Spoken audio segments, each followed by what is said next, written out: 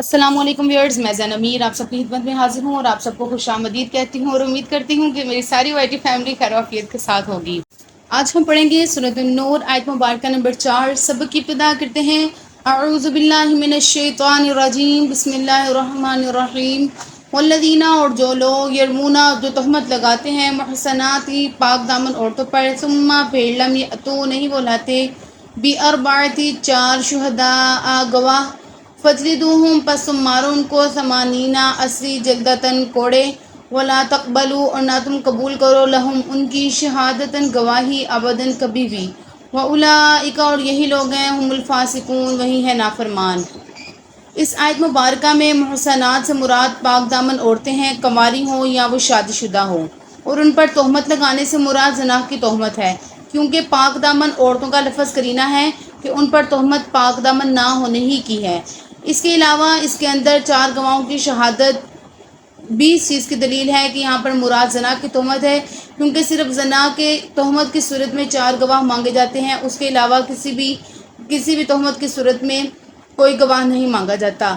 اور جو شخص کسی پاک دامن مسلم مرد یا عورت پر زنا کا الزام لگائے اور پھر چار گواہ نہ لا سکے تو اللہ تعالیٰ نے اس کے متعلق 3 حکم دیے ہیں۔ پہلا یہ کہ اسے 80 کوڑے مارو، اس کو حد قذف کہتے ہیں۔ دوسرا یہ کہ اس کی کوئی شہادت کبھی قبول نہ کرو، اور تیسرا یہ کہ یہی لوگ فاسق اور نافرمان ہیں، نہ کہ وہ لوگ جن پر یہ تہمت لگا کر ان کو فاسق اور نافرمان ثابت کرنے کی کوشش کرتے ہیں۔ اور اس کے علاوہ اگر کوئی شخص کسی پر چوری یا شراب نوشی یا کفر وغیرہ کی تہمت لگائے تو اس پہ حد قذف نافذ نہیں ہوگی، بلکہ وہ حاکم کی ثواب دید کے مطابق تعزیر ہوگی۔ اگرچہ یہاں ذکر پاک دامن عورتوں کا کیا گیا ہے، مگر اس میں پاک دامن مرد بھی شامل ہیں، کیونکہ ان پر بہتان لگانے والوں پر بھی یہی حد لاگو ہوگی۔ جس علت کی بنا پر پاک دامن عورتوں پر تہمت لگانے کی حد ہے، یعنی 80 کوڑے مارنے کی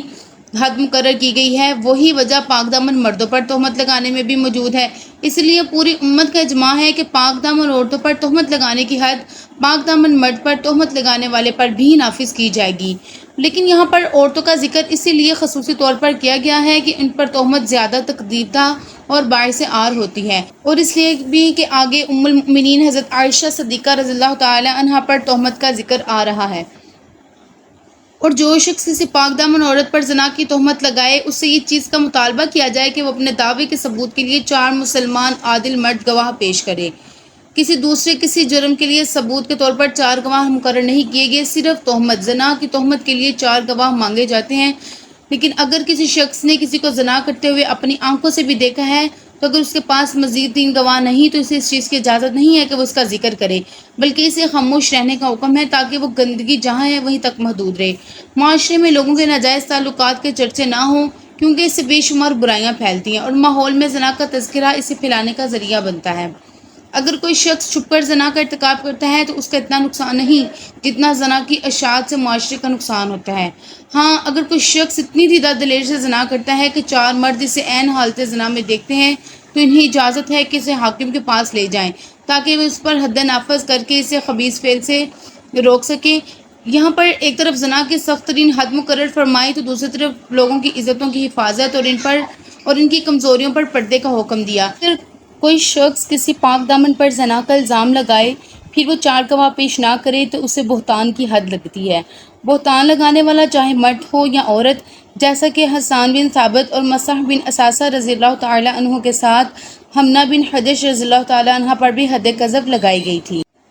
اگر آپ کو یہ ویڈیو پسند آئی ہے تو اس کو لائک کریں، کمنٹس کریں، اگر کوئی کویشچن ہے تو کمنٹ کریں، میں انشاءاللہ آپ کو اس کا جواب ضرور دوں گی۔ میری ویڈیو کو زیادہ سے زیادہ شیئر کریں اور سبسکرائب کرنا تو کبھی بھی نہ بھولیں، اور ساتھ بیل آئیکن کو پش کریں تاکہ آپ میری آئندہ آنے والی باقی آیات اور باقی لیسنز کو بھی سن سکیں اور سمجھ سکیں۔ اسی کے ساتھ آپ سب سے اجازت چاہوں گی، فی امان اللہ۔